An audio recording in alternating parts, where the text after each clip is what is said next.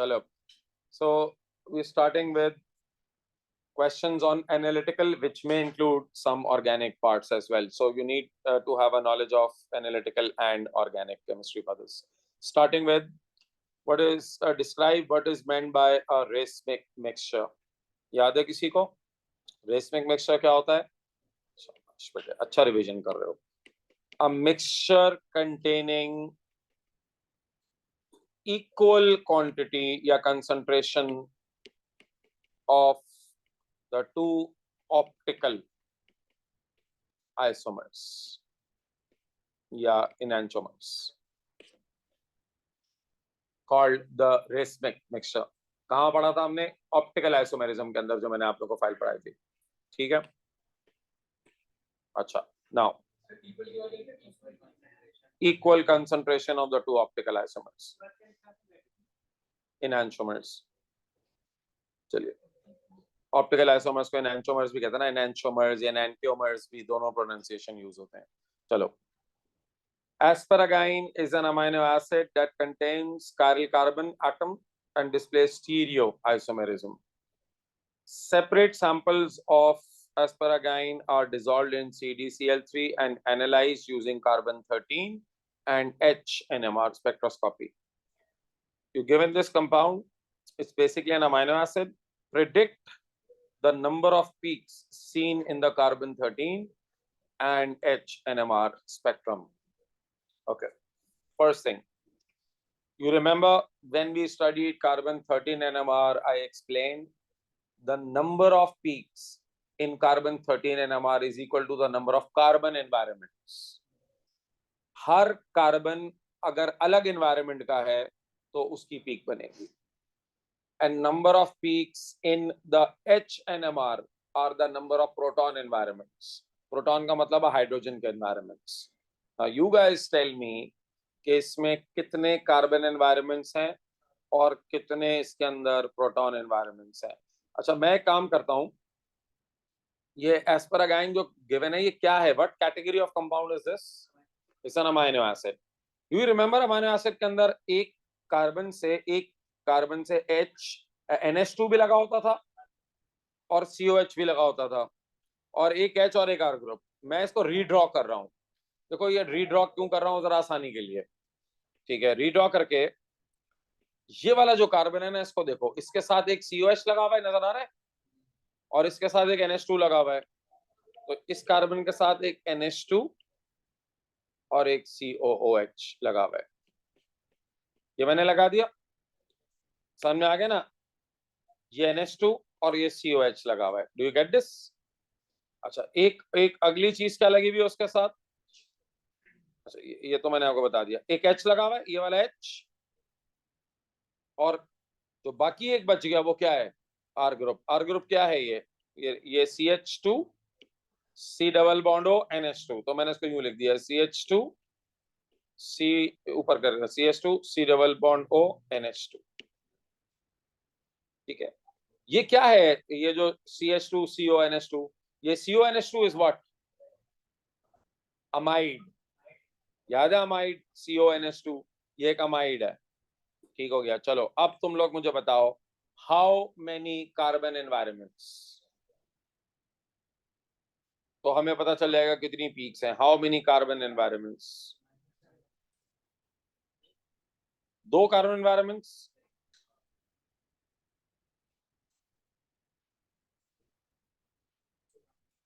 Sir आपने count करना है ना, जितने डिफरेंट कार्बन एनवायरनमेंट्स होंगे उतनी पीक्स होंगी.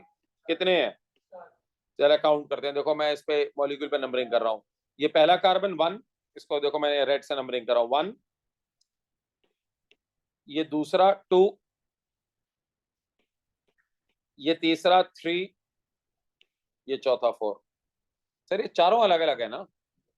कोई भी आपको ऐसा कार्बन तो नहीं नजर आ रहा ना जो सेम हो? अच्छा, कुछ बच्चे कहते हैं कि सर वो भी C डबल बॉन्ड फर्स्ट वाला और फोर्थ वाला तो सेम है. नहीं सर, सेम नहीं है.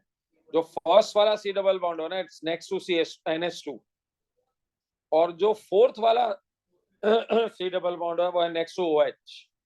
Sir they are not same. जब आपका नेबर डिफरेंट होता है या नेबर्स डिफरेंट होते हैं तो वो डिफरेंट एनवायरनमेंट्स होते हैं. तो इसके अंदर कितनी पीक्स आई? 4।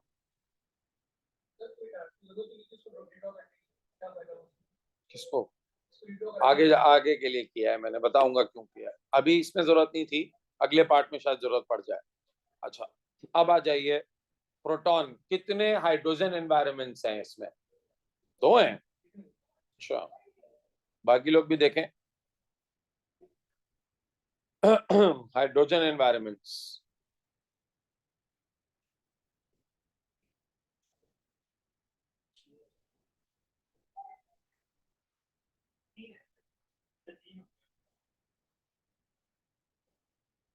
अच्छा लेट्स सी। हर हाइड्रोजन का रीजन जो होता है वो एक हाइड्रोजन एनवायरनमेंट होता है। सर एक तो ये NH2 हो गया एक, ठीक है, 1। फिर ये वाला, अच्छा ये वाला 2, वो वाला भी तो है ना 2, कौन सा वाला? CH2 वाला। फिर एक नीचे वाला H, 3। अच्छा मैं इसको जरा ब्लू से एक सर्कल कर देता हूं ताकि वो जरा आपको क्लियर नजर आ जाए। 1 2, ये 3, ये 4, ये 5। सब प्रोटॉन एनवायरनमेंट होता है, हाइड्रोजन एनवायरनमेंट। तो NH2 में हाइड्रोजन है तो एक उसका। फिर जो सेकंड वाला है वो CH2, उसके अंदर भी तो हाइड्रोजन है ना, 2। फिर नीचे एक हाइड्रोजन है, 3। सर जिसके साथ भी हो हाइड्रोजन तो है ना, तो बात हुई। हर हाइड्रोजन अपनी पीक, हर अगर वो आइडेंटिकल है, देखो अब आप कहेंगे सर NH2 में 2 हाइड्रोजन है, सर वो दोनों N से लगे हुए हैं ना, तो उन दोनों की एक ही पीक बनेगी, वो सेम हाइड्रोजन एनवायरनमेंट है। हाँ, अब आप कहेंगे सर एक NH2 फर्स्ट पे है और एक NH2 फोर्थ वाला है, वो बिल्कुल सेम नहीं है। क्यों? क्योंकि पहले वाला जो NH2 है next to C double bond है, और जो फोर्थ वाला NH2 है वो नेक्स्ट टू कार्बन है, ठीक है, जिस वो उसके साथ C डबल बॉन्ड हो नहीं लगा हुआ। तो आपको सिर्फ उसको अकेले नहीं देखना होता, आप उसको उसका नेबर भी देखना होता है, ठीक है, वो अलग अलग एनवायरमेंट्स हैं। समझ में आया?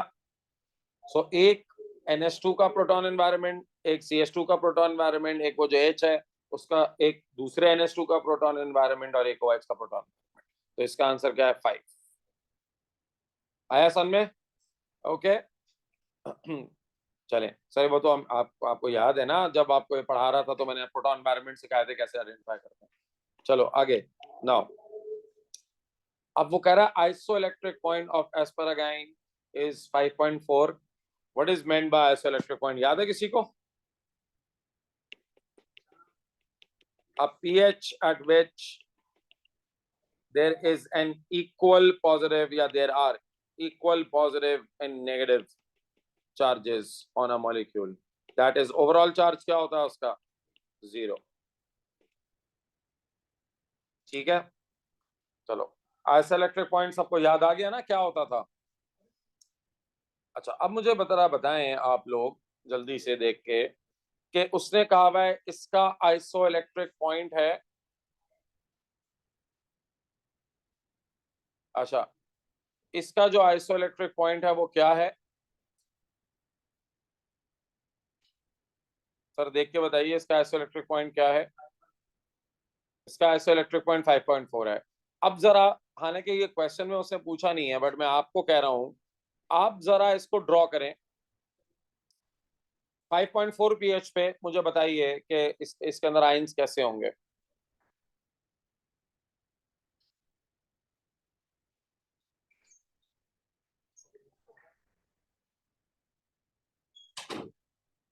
बताइए सर, आइसोइलेक्ट्रिक पॉइंट पे मुझे आप लोग बताएं कि इसके चार्जेस कैसे होंगे। हमने क्लास में भी डिस्कस किया था, सर आप जल्दी बता देंगे तो आपकी मेहरबानी होगी।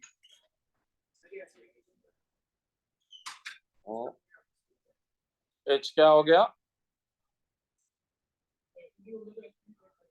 एसिड हो गया तो अल्कली रिएक्ट करेगा, क्या बोल रहे हो?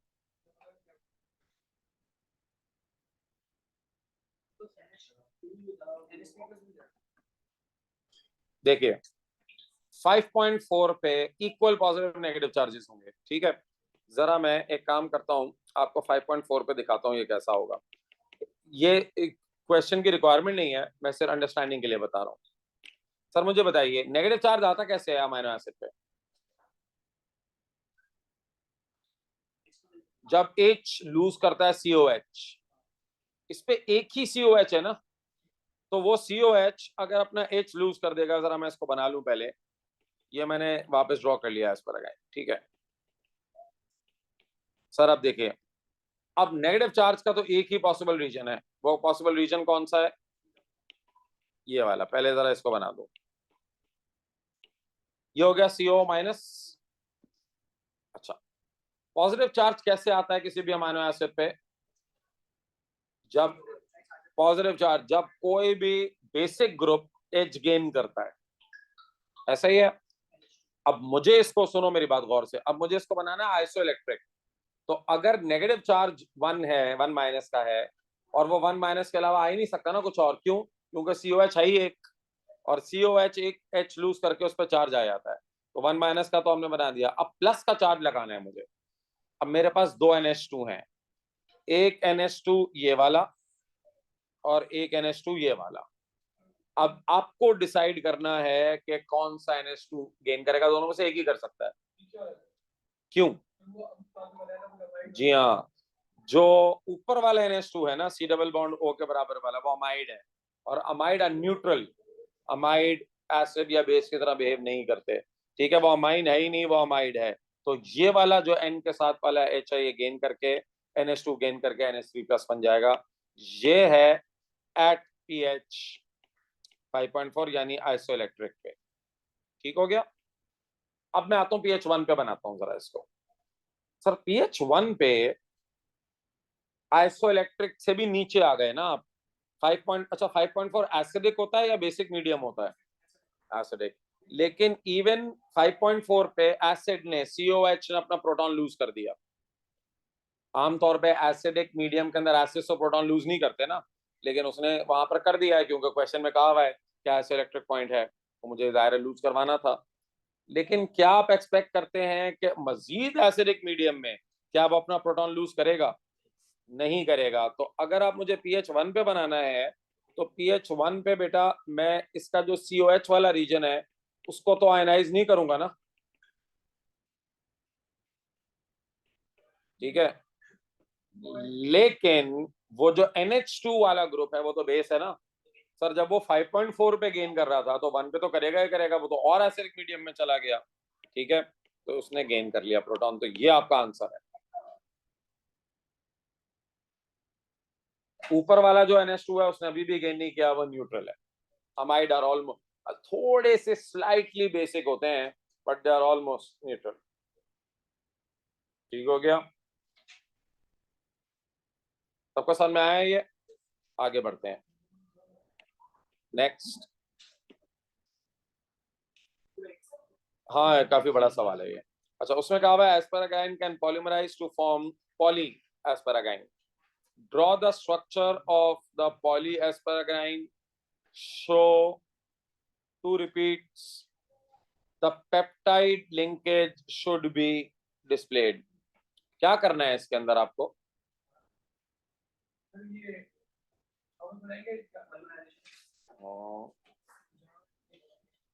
सर आप दो, देखो अब समझ आया मैंने इसको ऐसे क्यों ड्रॉ किया था। आप दो दफा इसको ड्रॉ करें पहले।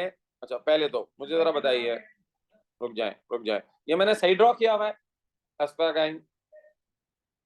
नहीं सर, सही ड्रॉ नहीं किया हुआ मैंने। नहीं, अमाइड तो दिखानी है, देखो मैंने पहले ही बताया था, फिर रिपीट कर रहा हूँ।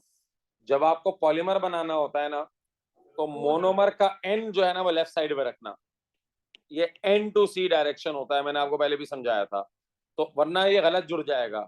तो जो मोनोमर है ना, पहला जो मोनोमर बनाते हो उसका N जो है वो लेफ्ट साइड पे रखना, उसका COH राइट साइड पे रखना। कुछ लोगों के नजदीक ये बहुत इंपॉर्टेंट नहीं बात होती, बट ये अगर आपने इसको ऐसे नहीं किया ना तो आपका लिंकेज उल्टा बन जाएगा, आपके उल्टे जुड़ जाएंगे मोनोमर्स, ठीक है, इसको ऐसे रखना है। फिर इसके सामने बिल्कुल ऐसे ही एक और मोनोमर बना दो, तो आपको याद है ना, उधर से निकलेगा H NH2 से, तो इसका जो पॉलीमर बनेगा वो दो मोनोमर एक साथ बना दो, बस यूं। इधर उधर से भी H हटा दो कोने से, इधर से भी OH हटा दो, ये आपका बन गया दो रिपीट यूनिट्स। समझ में आया ना, या हो क्या रहा है? पहले वाले मोनोमर के COH में से OH निकला और दूसरे मोनोमर के NH2 के H निकला, यानी इधर वाला जो COH था इसका OH निकला और बराबर वाले का जो NH2 का था उसका H निकला है, और वो निकल के क्या बन गए होंगे? पानी, और वो आपस में पेप्टाइड लिंकेज जुड़ गया। तो उसने कहा है इसका पेप्टाइड लिंकेज शो करो। तो पेप्टाइड लिंकेज बच्चों इसका कौन सा है? दरमियान में ये जो लिंकेज है, दिस इज योर पेप्टाइड। ठीक है, उसने कहा ना ड्रॉ 2 रिपीट यूनिट्स, तो मैंने 2 रिपीट यूनिट्स बना दिए, एक और उसके बाद दूसरा। क्लियर हो गया सबको ये?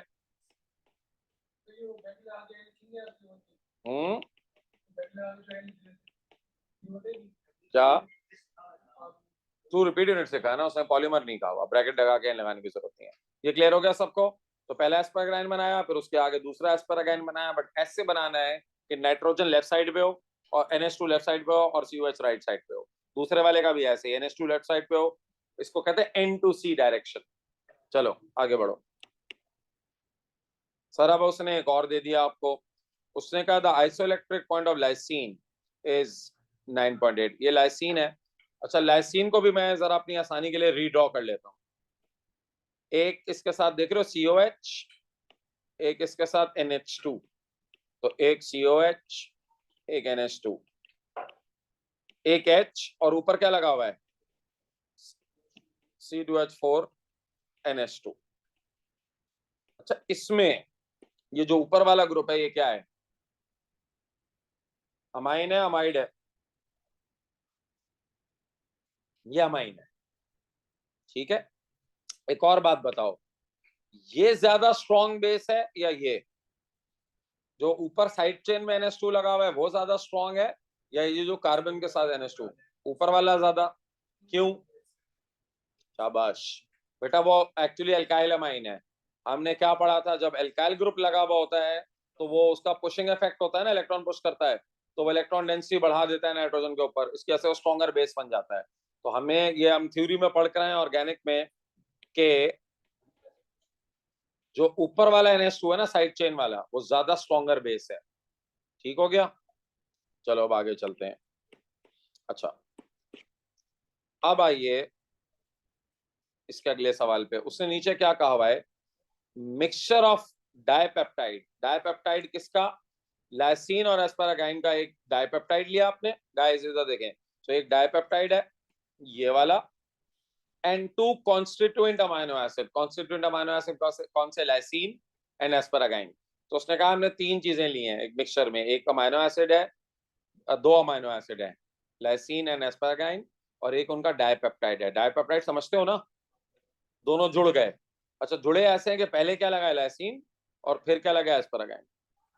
उसने कहा इनका जब आपने इलेक्ट्रोफोरेसिस किया, ठीक है, is analyse by electrophoresis using a buffer of pH. Buffer का पीएच कितना है? 5। तो ये 3 स्पॉट्स आए। ठीक आ गया? 3 स्पॉट्स आए। ये 3 स्पॉट में से एक जो है वो एस्पारागाइन का है, एक जो है वो लाइसिन का है, और एक दोनों के डाइपेप्टाइड का है। अब उसने आपसे पूछा है सवाल में, बताओ कौन सा किसका है और इसको एक्सप्लेन करो। 3 मार्क। सर आप जरा मेरी बात गौर से सुननी है आपने। एक दफा मैंने पूरा सवाल आपके साथ डिस्कस करता हूँ तो समझ में आएगा। आइसोइलेक्ट्रिक पॉइंट एस्पारागाइन का कितना था? 5.4। और हमने बफर का पीएच क्या रखा है? क्वेश्चन में बफर का पीएच कितना है? 5। PH of the buffer 5। तो टू फॉर स्टार्टर, देखो एग्जाम के अंदर तो तुम इसको ओरली दिमाग लगा के कर लो, बट फॉर स्टार्टर्स अभी क्योंकि हम शुरू कर रहे हैं, प्रैक्टिस कर रहे हैं, तो मैं बच्चों से कहता हूँ तो इसको रफली ना जल्दी से ड्रॉ कर लिया करो। तो आप उसकी आयनाइजेशन क्या होगी एट 5 pH 5? आपके ख्याल में एस्पारागाइन और लाइसिन पे क्या क्या चार्जेस होंगे? जरा देखते हैं, बनाते हैं, आपके साथ डिस्कस करता हूँ। तो मैं क्या कर रहा हूँ, मैं जरा आयनाइजेशन कर रहा हूँ एट pH 5, सबकी कर रहा हूँ। पहले कर रहा हूँ एस्पारागाइन की। हाँ अब देखते हैं ना सर, ये एस्पारागाइन है, इसका आइसोइलेक्ट्रिक पॉइंट क्या था? 5.4। 5.4 से नीचे आप एक्सपेक्ट नहीं करेंगे कि उसके एसिडिक ग्रुप्स आयनाइज होंगे। ठीक है, तो इसका जो एसिडिक ग्रुप है वो आयनाइज नहीं होगा, लेकिन उसका जो बेसिक ग्रुप है वो क्या हो जाएगा? आयनाइज। ठीक है, अच्छा या एग्जामिनर एक और चीज अलाउ कर देता है, सर 5 और 5.4 काफी करीब करीब है ना, तो अगर किसी बच्चे ने इसके ऊपर चार्ज नहीं भी लगाया ना, उसने NH2 छोड़ दिया एग्जाम, सॉरी उसको NH3 प्लस कर दिया और उसको CO माइनस कर दिया, तो वो भी अलाउ कर देता है, नो चार्ज भी अलाउ कर देता है एग्जाम्पल। हाँ ये दोनों अलाउड है, मैं आपको बता रहा हूँ अलाउड है।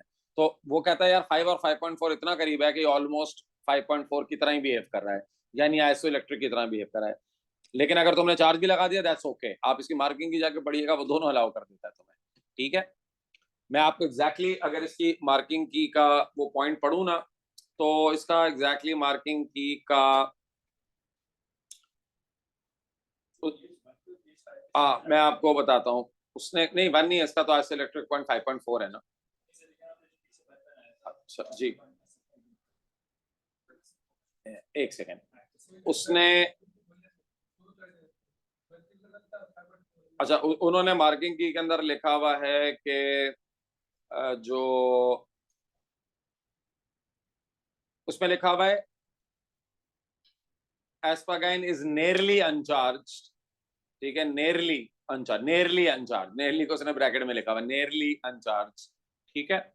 और जो है वो नेरली अनचार्ज समझ गए क्यों, तो आप या तो उसको नेरली अनचार्ज या फिर उसको positive charge is perfectly okay. अच्छा अब आइए जरा इस पे, मैं और भी लिख दूं, और जो है तुम इसको समय और करके ये बात इसमें ऐड कर देता हूं ताकि तुम लोगों को याद रहे, एग्जामिनर दोनों अलाउ करता है। और since pH 5 is near to pH 5.4 यानी isoelectric point, we can also say that ASN is nearly uncharged,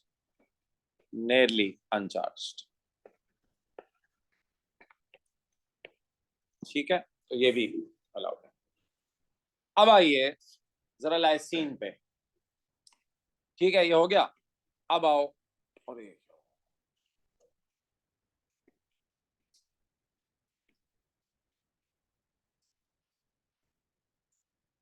नहीं नहीं नहीं, एक जो है ना वो गड़बड़ हो गई, नहीं नहीं गलत नहीं, ओवरलैप हो गया वो, इसकी टेक्निक है, सबर करो, अभी ठीक हो गया, नहीं ओवरलैप हो गया, देखो ओवरलैप हो गया ये। अच्छा चलो खैर मैं भी सॉल्व कर देता हूँ, पहले ये बात समझ में आ गई तुम लोगों को। अच्छा मुझे वापस लिखना पड़ेगा भाई,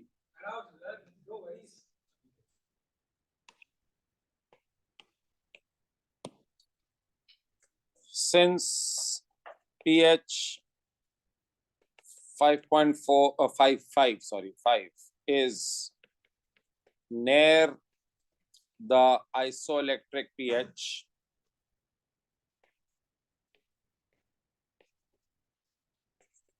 ठीक है, यानी pH 5, therefore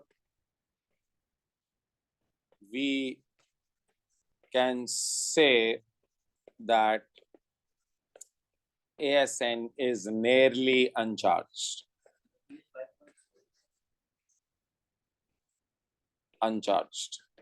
सर 5.4, हाँ ये 5.4 है, ठीक है आइसोइलेक्ट्रिक, तो हम ये कह सकते हैं। अच्छा अब आइए, ये तो इसकी भाई आयनाइजेशन होगी, तो या तो आप ये बनाए या एग्जामिनर आपको अलाउ कर देगा कि अगर आप इसको COO माइनस और इसको NH3 प्लस, ठीक है, और इसका CH2CO NH2, ऊपर वाला क्यों नहीं, मैं आपको एक्सप्लेन कर रहा हूँ, ऊपर वाला पे क्यों नहीं चार्ज आ रहा है, क्योंकि वो अमाइड है, ठीक है, ऊपर वाला NH2, ठीक है, ये दोनों अलाउड है, एग्जामिनर दोनों एक्सेप्ट कर लेगा। अच्छा अब आइए जरा अगले पे, अच्छा अब लाइसीन, सर जरा लाइसीन को देखते हैं, लाइसीन लाइसीन, ये लाइसीन है। अच्छा, इसका आइसोइलेक्ट्रिक पॉइंट क्या है लाइसीन का? 9.8 है। जरा पहले 9.8 पे देखते हैं क्या होगा। अच्छा, एट 9.8 क्या होगा सर? 9.8 पे एसिडिक ग्रुप प्रोटॉन लूज करेगा, तो ये हो जाएगा CO माइनस, और कोई दोनों में से एक गेन करेगा। पर दोनों नहीं कर सकते ना, मसला है। दोनों क्यों नहीं गेन कर सकते? क्योंकि 2 पे 2 प्लस हो जाएगा, और आइसोइलेक्ट्रिक का मतलब ही होता है कि पॉजिटिव और नेगेटिव इक्वल हो, और नेगेटिव चार्ज तो बेचारा आई CO माइनस पे सकता है, CO माइनस 1 है, तो उस पर तो एक नेगेटिव चार्ज आ गया। तो प्लस का चार्ज किस पे दिखाऊं मैं? जो ज्यादा स्ट्रॉन्ग बेसिक ग्रुप है, और ज्यादा स्ट्रॉन्गर बेसिक ग्रुप कौन सा है? ऊपर वाला NH2 सर, ये वाला NH2। तो एट 9.8 आपको इस पे प्लस का चार्ज लगाना पड़ेगा। ये प्लस का चार्ज जब आप इस पे लगाएंगे तो यहाँ पर आपको +1 करना पड़ेगा। ये है किस पे? आइसोइलेक्ट्रिक पॉइंट पे। हमने किस pH पे बनाना है? pH 5। ठीक है। अच्छा, pH 5 पे, अच्छा ये मैंने बता दिया, ये ज्यादा बेसिक है क्योंकि there is an alkyl bonded to NH2। ठीक है, मोर बेसिक। अब जरा pH 5 पे आप लोग मुझे बनवाइए। चलो भाई जैन बताओ, pH 5 पे इसकी आयनाइजेशन कैसी होगी?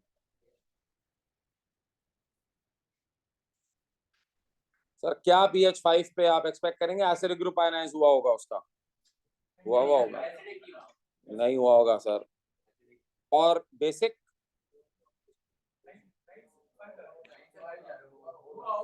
सर पहले तो 9.8 पे तो सिर्फ ऊपर वाला बेसिक ग्रुप हुआ था ना सर, अब दोनों हो जाएंगे, क्योंकि अब आप एसिडिक मीडियम में चले गए हैं। तो एसिडिक मीडियम में तो एक्सपेक्ट करेंगे ना कि बेस गेन करेगी। ठीक है, एक सेकंड रुक जाइएगा। 9.8 पे इसने गेन क्यों नहीं किया था इसने NH2? क्योंकि एक को करना था, और ज्यादा स्ट्रॉन्गर बेस ऊपर वाली थी। और वैसे भी आप सोचे ना यार, बेसिक मीडियम के अंदर बेस का प्रोटॉन गेन करना तो मुश्किल काम होगा ना। लेकिन जब आप उसको उठा के pH 5 पे डाल देंगे तो फिर तो सर दोनों बेसिस खुशी खुशी प्रोटॉन गेन करेंगी।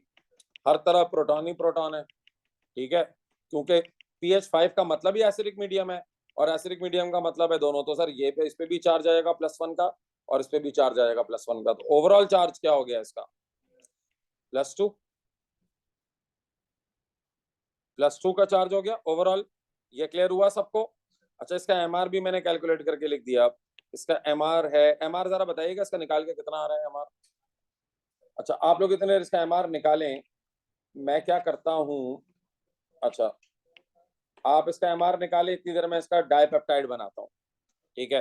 अच्छा, डाइपेप्टाइड में पहले क्या आना चाहिए?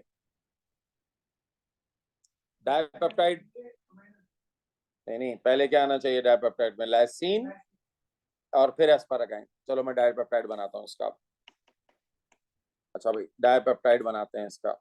चलो डाइपेप्टाइड, डाइपेप्टाइड पहले ड्रॉ कर लेना, फिर उसकी आयनाइजेशन देखते हैं। लाइसीन, और फिर पहले लाइसीन ड्रॉ करो। ये लाइसीन ड्रॉ हो गया। पहले मैंने क्या कहा था, कोने पे क्या बनाते हैं? नाइट्रोजन हमेशा इस कोने पे होना चाहिए, लेफ्ट साइड पे। C डबल बॉन्ड हो, और इसके आगे क्या लग जाएगा आके भाई?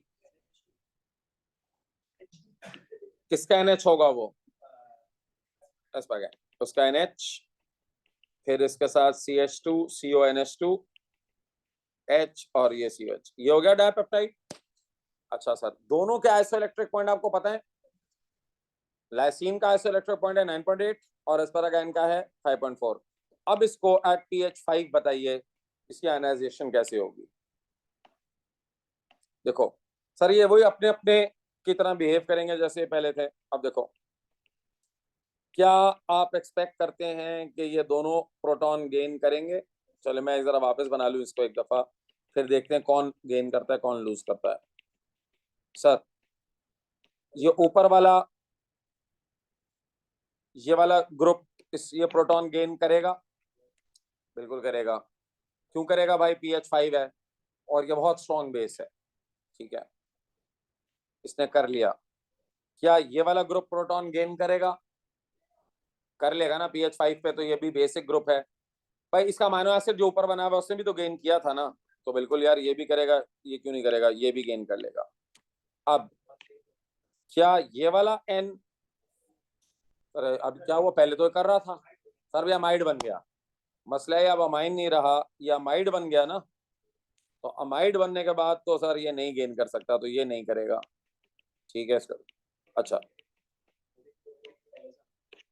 क्या ये गेन करेगा, ये भी नहीं करेगा सर, ये पहले से ही अमाइड था। ठीक है, अमाइड गेन नहीं करेंगे। क्या COH प्रोटॉन लूज करेगा, नहीं करेगा। ठीक है, ठीक हो गया सर, तो ये हो गई इसकी। इस पे चार्ज कितना है, 2 प्लस है। ऐसा बड़ा मास किसका है,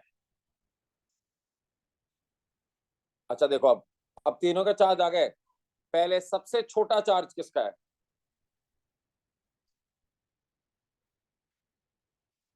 सबसे छोटा चार्ज किसका है, एस्पारागाइन का है। उससे बड़ा चार्ज किसका है, लाइसीन का भी 2 प्लस है और डाइपेप्टाइड का भी 2 प्लस है। लेकिन मास बड़ा किसका है, डाइपेप्टाइड का। तो मैंने क्या कहा था, जितना मास बड़ा होता है उतना उसका स्पॉट जो है ना वो पीछे स्टार्ट लाइन के करीब बनता है। ठीक है, तो सर इसकी अब आयनाइजेशन कैसी होगी, सबसे करीब बनेगा आइडेंटिटी, ये किसकी होगी, ये होगी। देखो ई क्या है, ई सबसे करीब है ना स्टार्ट लाइन के, जो सबसे करीब है इसका मतलब वो है जिसने सबसे कम ट्रैवल किया है, ये होगा ASN। क्यों, ये नियरली चार्ज था ना, या सबसे छोटा चार्ज इस पे, अगर चलो चार्ज दिया तो 1 प्लस का चार्ज है। ठीक है, तो जो सबसे करीब बनेगा वो जिसका सबसे छोटा चार्ज होगा। अच्छा अब आ जाइए, सर इसका चार्ज सबसे छोटा है ना, सबसे करीब उसका बनेगा ना, इसका चार्ज सबसे कम है। सर मास तो अभी डाइपेप्टाइड की बात, अभी 3 है ना, एक ASN है, ASN का चार्ज कितना है pH 5 पे, +1 है ना, या मैंने कहा था या नियरली अनचार्ज है। ठीक है, बहुत वीक चार्ज है। तो सर सबसे पहले तो उसी का स्पॉट बनेगा ना, जो स्टार्ट लाइन के सबसे करीब होता है वो होता है जिसपे सबसे कम पुल होता है पॉजिटिव टर्मिनल, उसका नेगेटिव टर्मिनल होता है बैटरी का, तो इसका चार्ज सबसे छोटा है। तो सबसे छोटा चार्ज तो ASN पे आया है ना, तो सबसे पहले उसका स्पॉट बनेगा। अब उन दोनों का चार्ज बड़ा है, उन दोनों का किसका, लाइसीन का, लाइसीन का भी 2 प्लस है और डाइपेप्टाइड का भी कितना है, उसका भी 2 प्लस है। लेकिन सर डाइपेप्टाइड का मास बड़ा है ना, तो मास बड़ा होगा तो इसका मतलब है वो जरा थोड़ा सा कम ट्रैवल करेगा, और जिसका मास छोटा है वो सबसे दूर जाएगा। ठीक है, तो F किसका स्पॉट हुआ, F इज, F क्या है, बीच वाला है ना, तो LYS ASN आया, सबको क्लियर हुआ। ओके, और इसका रीजन देखो एग्जैक्ट मैं आपको बता देता हूँ, इन्होंने जिस तरह से इसका रीजन दिया हुआ है ना, तो इसका रीजन इन्होंने दिया हुआ है। और अच्छा देखो, बोथ ये LYS and LYS have a charge of +2, uh, so travel further,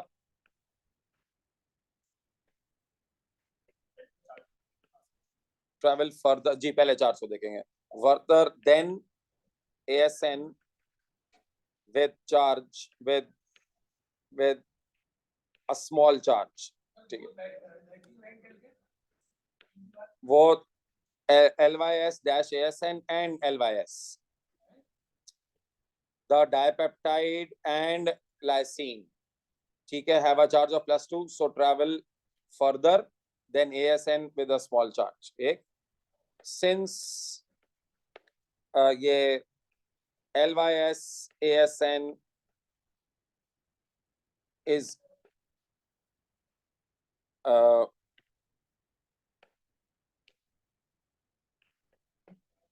is of larger mass larger mass, then LYS. So LYS travels further. ठीक है, तो पहले हम प्रेफरेंस को देते हैं चार्ज को, जिसका सबसे छोटा चार्ज होता है उसको सबसे करीब बनाते हैं, फिर जिसका बड़ा चार्ज होता है वो दूर जाता है, बट बड़े चार्ज वालों में भी जिसका मास छोटा होता है वो ज्यादा दूर जाता है। ठीक है, बेटा इसको जरा, इसको बंद करो, इसको बंद करो, पीछे वाला चला दो बेशक। ये सबको समझ में आ गया कैसे हुआ? चलिए आगे चलते हैं।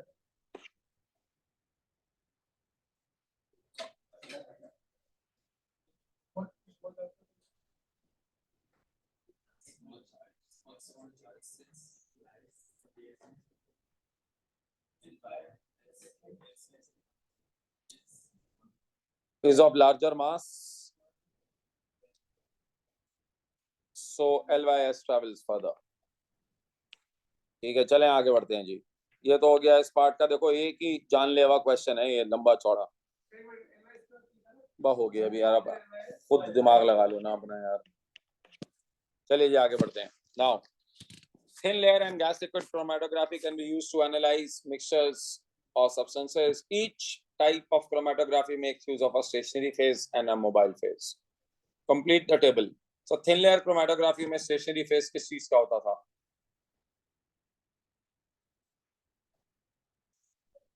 नोट्स तो ऐसे मांगते हो सर, आप भेज दें सर। सर नोट्स नहीं भेजे सर आपने अभी तक, जैसे अभी घर जाते ही याद करते हो। पेपर क्रोमेटोग्राफी में होगा ना, पेपर का थिन लेयर में पेपर का कैसे होगा अल्लाह के बंदो? Al2O3 या SiO2 की लेयर होती थी,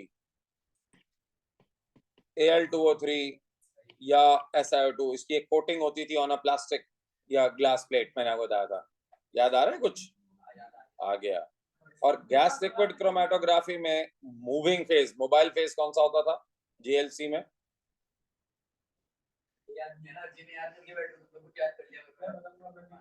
भाई पेपर अभी है। इनर्ट गैस, याद है एक गैस मैंने कहा था एंटर होती है, वो सॉल्यूट्स को अपने साथ भगाती है, द एन इनर्ट गैस। चलें आगे बढ़े, next.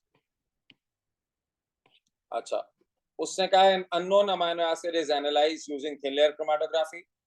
2 chromatograms of the unknown amino acid and 4 reference amino acids P, Q, R and S are obtained using 2 different solvents. तो सॉल्वेंट नंबर 1 में जो रिजल्ट आए हैं वो शो किए हुए हैं उसने, सॉल्वेंट नंबर 2 में जो रिजल्ट आए हैं वो शो किए हुए हैं। उसने कहा identify the unknown amino acid, justify your answer. कौन सा है सर इसके अंदर अननोन अमाइनो एसिड? एग्जांपल में सैंपल अननोन अमाइनो एसिड जो है ना, वो बिल्कुल उसका जो स्पॉट है वो सबसे लेफ्ट मोस्ट कॉर्नर पर है। कैसे पता चलेगा? सेम लाइन में होंगे। पहले सॉल्वेंट नंबर 1 को देखें। सॉल्वेंट नंबर 1 में कौन से अमाइनो एसिड उसकी लाइन में आ रहे हैं अननोन की? देखें लाइन ड्रॉ करें ना, तो यहां से एक लाइन खींचे, तो हमारे अननोन में क्यू आ रहा है और एस आ रहा है। इसका मतलब है R unknown amino acid may contain Q and S. अब दूसरे सॉल्वेंट से हम चेक करते हैं, दूसरे सॉल्वेंट से आर अननोन अमाइनो एसिड किसकी लाइन में आ रहा है? आर की और एस की। तो सर एक तो दोनों में कंफर्म हो गया, तो जो एस, ठीक है, आर पहले वाले भी नहीं आ रहा और क्यू दूसरे वाले भी नहीं आ रहा, तो हम उन दोनों को डिस्कार्ड कर देंगे। तो हम इसका आंसर क्या लिखेंगे? हम कहेंगे कि it is S because S amino acid, because the amino acid S traveled the same distance in both solvents.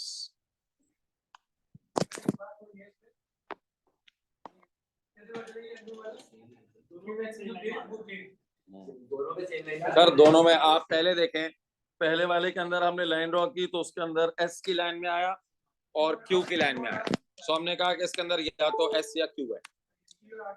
कि दूसरे सॉल्वेंट के अंदर हमने देखा तो उसके अंदर R की और S की लाइन में आ गया, तो कॉमन क्या है दोनों में? S ना, S तो दोनों से कंफर्म हो गया, पहले वाले से R कंफर्म नहीं हो रहा, दूसरे वाले से Q कंफर्म नहीं हो रहा, तो इसके अंदर जो कंफर्म हो गया दोनों से वो है। समझ में आ गया? चलो आगे।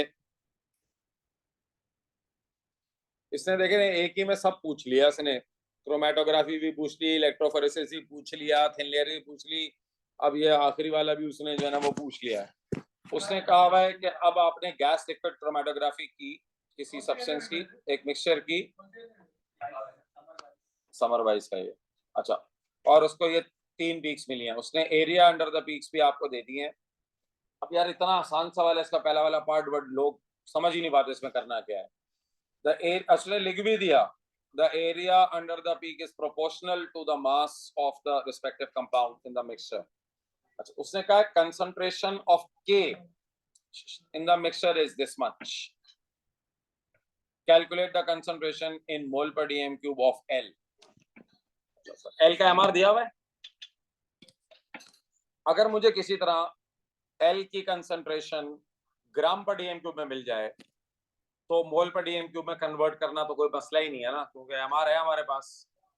मसला है कि ग्राम पर डीएम क्यूब में कैसे निकालेंगे, एल के बारे में तो कुछ भी नहीं, के बारे में गिवन है, कंसंट्रेशन के की गिवन है और आपको निकालना है एल का रिजल्ट। ठीक है, बोलो सर रेशो से निकालेंगे, क्यों? क्योंकि area is directly proportional to mass. अच्छा, वॉल्यूम तो बराबर है ना पर डीएम क्यूब, तो आप सिंपल रेशो लगाएंगे, आप कहेंगे के का एरिया कितना है, area concentration of solute, sir के का एरिया 44 मिलीमीटर स्क्वायर और उसकी कंसंट्रेशन क्वेश्चन में गिवन है 5.52 इंटू 10 पावर -2। तो एल की का एरिया कितना है 54, तो उसकी कितनी होगी यूनिटरी मेथड, सिंपल छोटे बच्चों वाला मेथड। ठीक है, अगर एक अंडा 5 रुपए का तो 10 अंडे कितने के होंगे? ठीक है, बस बस ऐसे। सर एक्स की वैल्यू निकाल लें, जो एक्स होगा वो आपका होगा कंसंट्रेशन इन ग्राम पर डीएम क्यूब। ग्राम पर डीएम क्यूब में कितनी आ गई 7.28 इंटू 10 पावर -2। ये क्या है? ये है ग्राम पर डीएम क्यूब।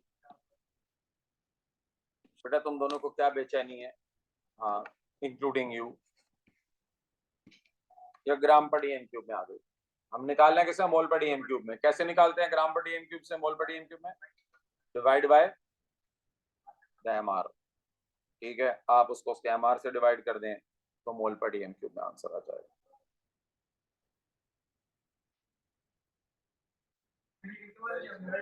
अल्हम्दुलिल्लाह। नहीं, ये पार्ट 12 मार्क का होगा, 1 मार्क का पार्ट। चलिए, वो उसमें जरा समझाने में टाइम लग जाता है ना, वो अमीनो एसिड वाले पार्ट वो लंबा। चलो सवाल नंबर 2,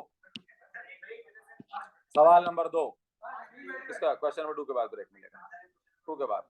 चलो, state the use of TMS and D2O। तो टीएमएस क्या? Once upon a time there was a TMS। मैंने आपसे क्या कहा था? टीएमएस का क्या फायदा? सर मैं नाम नहीं पूछ रहा, काम पूछ रहा हूँ।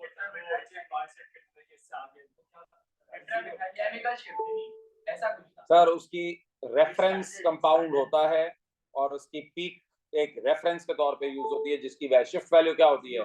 0। भाई प्लीज खुदा के जाके याद कर लो चीजें यार, क्यों नहीं कर रहे हो? Produce a reference peak at ppm या shift value 0। ppm shift का यूनिट है, ठीक है। D2O का मैंने काम क्या बताया था आपको? D2O सिर्फ OH की, O नहीं, जिसके अंदर N या O के साथ H बॉन्डेड हो, उसको रैपिड एक्सचेंज प्रोटॉन्स कहते हैं। पीक्स ऑफ OH या NH डिसअपेयर, ठीक है, एंड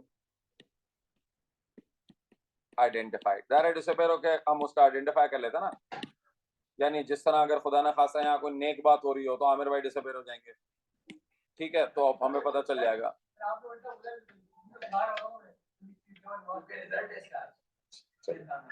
किस चीज का रिजल्ट है आज? अच्छा अच्छा, तभी तुम। और किस किस का है?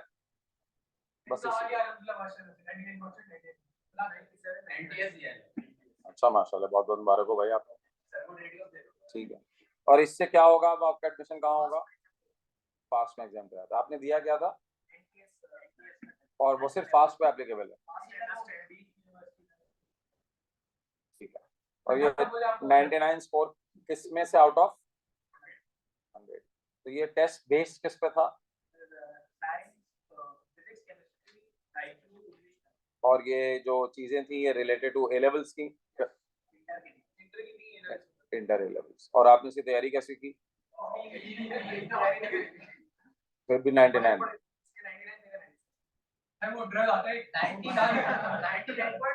एक सेकंड यार, इसकी रिकॉर्डिंग पॉज करनी पड़ेगी इसके लिए। छोड़ो बस, मेरा मूड ऑफ हो गया। चलो, अच्छा, now 3 isomeric ketones of molecular formula C5H10O, pentane 2-on, pentane 3-on and 3-methyl butanone. उसने कहा है complete the table, show the number of peaks observed in HNMR and carbon 13 NMR. चलिए भाई स्टार्ट करते हैं इसको। आप लोग पहले मुझे बताएं पेंटेन 3-on में कितनी HNMR की पीक्स होंगी और कितनी कार्बन 13 NMR की पीक्स होंगी। ठीक है, आई वुड सजेस्ट कि पहले आप बना लें पेंटेन 2-on, पेंटेन 3-on, पहले आप बना लें इसको।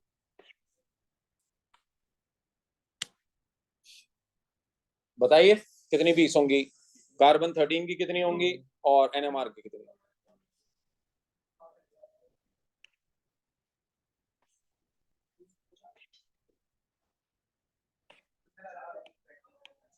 चलें स्टडी करते हैं इसको। पहले जरा पेंटेन 2-on को देखते हैं, एक डिस्कस कर लें। ये है पेंटेन 2-on, राइट? फिर अच्छा, इसको जरा मैं डिस्प्ले फॉर्म में बना लेता हूँ। This is pentane 3-on। 3-methyl butanone में क्या होगा? थर्ड पे मिथाइल लगा हुआ है, एक सेकेंड, नहीं ये यहाँ, ये मैंने तीनों ड्रॉ कर ली। पहले मैंने काम किया, मैंने तीनों का जो है ना वो डिस्प्ले फॉर्म ड्रॉ कर लिया। ठीक है, चलो अब जरा काउंट करते हैं। पहले कार्बन एनवायरनमेंट पेंटेन 3-on से, तो पहले स्ट्रक्चर समझ में आ गया तीनों का? क्लियर है? नहीं नहीं बेटा, नहीं सर, नहीं लगा सकते ना, पहले वाले पे लगाएंगे तो वो तो फिर अनब्रांच्ड हो जाएगा, पहले पे नहीं लगा सकते ना। हाँ हाँ हाँ हाँ हाँ, स्वैप कर सकते हैं उसकी प्लेस। ठीक है, चलो जरा पेंटेन 2-on को देखते हैं पहले। सर पेंटेन 2-on को जरा काउंट करते हैं ना कार्बन एनवायरनमेंट्स। एक कार्बन, ये पहला, ये ब्लू से मैंने नंबरिंग की हुई है, 2, 3, 4, 5, पांचों अलग अलग है। सर फिफ्थ वाला और फर्स्ट वाला सेम नहीं है? बिल्कुल सेम नहीं है, क्योंकि उनका नेबर डिफरेंट है। ठीक है, जो पहले वाला सी है उसके बराबर में CH2 लगा हुआ है, और जो आखिरी वाला CH3 है उसके बराबर में C डबल बॉन्ड O लगा हुआ है। तो पहले वाले का तो आंसर होगा 5 कार्बन एनवायरनमेंट्स। अच्छा चलो अब आ जाओ पेंटेन 3-on में, 1, 2, 3। अच्छा, अगले वाले को क्यों काउंट नहीं कर रहे हम? सर क्योंकि नेक्स्ट वाला जो है ये वाला बिल्कुल इससे सेम है। ठीक है, उसके लेफ्ट राइट साइड पे दोनों साइड पे सेम ग्रुप्स हैं और वो खुद भी सेम है। और हम आखिरी वाला क्यों काउंट नहीं कर रहे, ये वाला क्यों नहीं काउंट कर रहे? क्योंकि ये और ये होने वाला सेम है। ठीक है, so you only have 3 proton environment. चलो आगे बढ़ो, इसमें कितने हैं? प्रोटॉन कह रहा हूँ, सॉरी कार्बन एनवायरनमेंट, प्रोटॉन नहीं कार्बन। कितने हैं भाई? 4, 1, 2, 3। अब वो जो दोनों लगे हुए हैं वो दोनों एक आइडेंटिकल हैं, क्योंकि दोनों ब्रांच हैं, तो आप दोनों में से किसी एक को काउंट कर लें, 4। ठीक है, ये वाला और ये वाला सेम है। ठीक हो गया भाई? तो okay, sorry sorry sorry sorry sorry, so आपका आंसर पर हमने यहाँ आंसर लिख दिया, तो ये हो गया आपके कार्बन 13, 5, 3, 4। समझ आ गया ये? तो अब आइए प्रोटॉन एनवायरनमेंट्स पे, हाइड्रोजन एनवायरनमेंट्स पे। चलो अब तुम लोग मुझे बताओ, हाइड्रोजन एनवायरनमेंट्स या प्रोटॉन एनवायरनमेंट्स कितने कितने, एक दफा मैं जरा वापस शो कर दूं।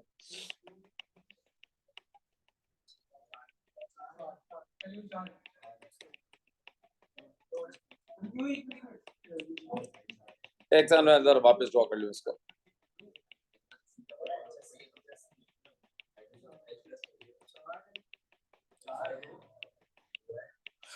अच्छा चलिए, ये तो हमने कर लिया ना। चले अब आइए पहले वाले के प्रोटॉन एनवायरनमेंट्स गिनना शुरू करते हैं। सर ये पहले ये CH3 एक एनवायरनमेंट, 2 3 4, पहला और आखिरी डिफरेंट है ना, ठीक। 4 दूसरे पे आइए, 1 2 बस, क्योंकि वो जो अगले 2 हैं वो बिल्कुल सेम है, यानी ये वाला और ये वाला बिल्कुल सेम है। इसी तरह ये CH3 और ये CH3 बिल्कुल सेम है, ठीक है। समझ में आ गए। आखिरी वाले बताइए कितने हैं। 1, अच्छा ये 2, ऊपर वाला नीचे वाला सेम है सर, ये वाला H भी तो 1 है, ये और ये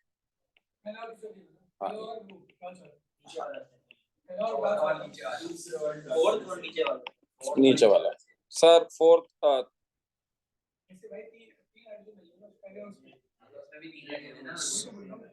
सर ये दोनों सेम है ना सर, ये दोनों सेम है, 3 बनेंगे ना, 3 बनेंगे, ठीक है। सो इसके आंसर्स समझ में आ गए, 4 2 and 3 क्लियर हो गया ये। चलो अच्छा अब आओ अगले सवाल पे। अब उसने कहा हुआ है अगले क्वेश्चन में, state all the ketones with molecular formula this, ये तो वही है, which have a doublet in the proton NMR and a singlet in the proton NMR। एक में डबलेट और एक में सिंगलेट। अच्छा सर, डबलेट का मतलब अगर उसकी अपनी डबलेट बनी है तो इसका मतलब उसके जो नेबर में कार्बन होगा उस पर कितने हाइड्रोजन होंगे, 1 सर, N+1 रूल होता है ना, सो उसके जो नेबर में कार्बन होगा उसके ऊपर 1 हाइड्रोजन होगा, ठीक हो गया। और नीचे वाले में क्या है, सिंगलेट। सिंगलेट का मतलब है उसके नेबर में जो कार्बन होगा उस पर 1 भी हाइड्रोजन नहीं होगा। तो सर अब इधर आइए, तो पेंटेन 2 ऑन में सिंगलेट बनेगी ना, पेंटेन 2 ऑन में किस चीज की सिंगलेट बनेगी, इस वाले की, ठीक है, क्योंकि ये जो CH3 वाले प्रोटॉन्स हैं इसके नेबर में जो कार्बन है, इस वाले कार्बन की बात हो रही है, इस वाले कार्बन की, इसके नेबर में जो कार्बन है उस पर 1 भी H नहीं है, यू अंडरस्टैंड, ठीक है। तो इसका मतलब है ये दिस CH3 की जो पी कहते हैं forms a singlet. Similarly sir ये, अच्छा ये भी सिंगलेट बनाएगा, इधर वाला भी देखो, ये वाला भी सिंगलेट बनाएगा, ये वाला कैसे, इसके नेबर में भी जो कार्बन है उस पर भी हाइड्रोजन है, ठीक है। पेंटेन 3 ऑन में बताओ कौन सा वाला हो रहा है, बताएं पेंटेन 3 ऑन में कौन सा एनवायरनमेंट सिंगलेट बनाएगा। सर इधर इसके नेबर में आप इस वाले की बात कर रहे हैं, 2 वाले की, सर इसके नेबर में CH3 लगा हुआ है तो सिंगलेट तो ये तो क्वाड्रेट बनाएगा, 4 में स्प्लिट होगा। अच्छा इसी तरह सिंगलेट कौन बनाएगा बच्चों, ये वाला जो मैंने लिखा हुआ है फॉर्म्स ऑफ सिंगलेट, ये वाला डबलेट। ये कैसे डबलेट बनाएगा, क्योंकि इसके बराबर में जो कार्बन है, थर्ड वाले कार्बन की बात कर रहा हूँ, ठीक है, उसके ऊपर 1 एस लगा हुआ है। समझ में आ गया, क्लियर हो रहा है ये कैसे हुआ, ठीक है। तो इसका आंसर हो गया 3 मिथाइल ब्यूटेनॉन, और सिंगलेट जो है वो पेंटेन 2 ऑन में भी आ रही है और 3 मिथाइल ब्यूटेनॉन में भी आ रही है। समझ में आ गया ये। चलो पार्ट सी, आपको एक कंपाउंड दिया हुआ है C21H कितना है 28 O5 is naturally occurring chemical that contains chiral carbons. Sir chiral carbon का काम AS में सीखा था आपने निकालने का, जरा जल्दी से इसके कायरल कार्बन काउंट करते हैं कितने कितने हैं। कायरल कार्बन मैं बच्चों को जब AS में भी सिखाता हूँ ना, मैं उनसे कहता हूँ सबसे पहले जो नहीं हो सकते ना उनको क्रॉस कर दो। देखो मैं पहले डबल बॉन्ड वाला कार्बन कभी भी कायरल नहीं हो सकता, ठीक है, और साइक्लिक ग्रुप में जिसके साथ 2 बॉन्ड्स हैं वो भी कायरल नहीं हो सकता। देखें ये कायरल, एक सेकंड इधर देखो, ये कायरल क्यों नहीं है गाइस, इधर देखें, ये कायरल क्यों नहीं है, डबल बॉन्ड है, ये कार्बन क्यों नहीं हो सकता? डबल बॉन्ड है। ये कार्बन क्यों नहीं हो सकता? डबल बॉन्ड है। ये क्यों नहीं हो सकता? क्योंकि 2 H है। तो अब मैं सबको जिनमें 2 H है या जिनमें डबल बॉन्ड है मैं उनको क्रॉस कर देता हूं ताकि जरा मेरी काउंटिंग आसान हो जाए। तो ये सब मैं क्रॉस करता जाता हूँ। एक सेकेंड। तो सारे डबल बॉन्ड वाले या 2 H वाले मैंने क्रॉस कर दिए। अच्छा, अब रह गए, हाँ 6 ही हैं भाई। अब वो रह गए, जो रह गए उनको देख लेते हैं एक दफा। सर एक तो ये मैंने पर्पल से सर्कल किया भाई, ये कार्बन है क्योंकि एक ऊपर CH3 नीचे एक ग्रुप लेफ्ट साइड पे डिफरेंट ग्रुप, ये कार्बन है। ठीक है। अच्छा, इसके साथ तो लेकिन 3 बॉन्ड है भाई, एक H है जो नहीं दिखाते वो हाइड्रोजन है। ठीक है, तो तीनों अलग और एक जो नहीं शो किया हुआ हाइड्रोजन। ये कार्बन है या नहीं है? है। ये कार्बन है। ये कार्बन है। बस यही 6 कार्बन है। कौन सा OH वाला कैसे कार्बन हो सकता है? कार्बन कार्बन होता है भाई। हाँ अच्छा, एक और, सॉरी 6। ठीक है, 6 कार्बन। चलो अब आओ थोड़ी सी ऑर्गेनिक की जरा। सर देखिए, इसने कहा cortisone is reactive with excess NaBH4, straight the molecular formula of the organic compound form. सुनिए अब मेरी बात, इसको मैंने लोगों को 10-10 मिनट बर्बाद करते हुए भी देखा है इस पार्ट पे, और कुछ लोगों को 30 सेकंड में सॉल्व करते हुए भी देखा है।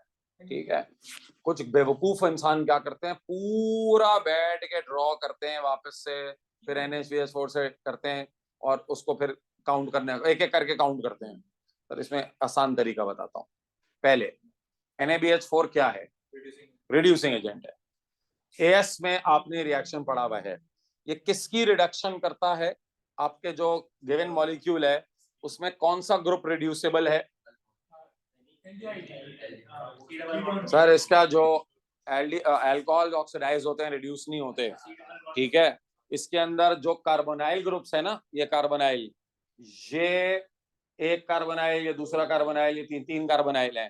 सर सिर्फ कार्बोनाइल ही है इसमें जो रिड्यूस होगा, और कार्बोनाइल रिड्यूस होके क्या बन जाता है? अल्कोहल। ठीक है, वो बन जाता है अल्कोहल। बोलो क्या कह रहे हो? ये सारे कीटोन्स हैं। तो एल्डिहाइड कैसे होगा? एल्डिहाइड के लिए तो एक तरफ H होना जरूरी है ना। तो जो तीनों कार्बोनाइल है वो कीटोन है, तो ये रिड्यूस होके एक्चुअली सेकेंडरी अल्कोहल बना लेते हैं। तो इसमें खैर सेकेंडरी प्राइमरी थे बॉटनी, बस हमें यह है भाई, एक कार्बोनाइल रिड्यूस होके अल्कोहल में कन्वर्ट होता है ना। तो एक्चुअली जो डिफरेंस आया, वो डिफरेंस आया वो एक्चुअली 2H का आ गया ना। तो हमारे पास टोटल कार्बोनाइल हैं कितने? 3। तो जाहिर है वो भी 3 होंगे, तो टोटल डिफरेंस कितने का आएगा? 6H का।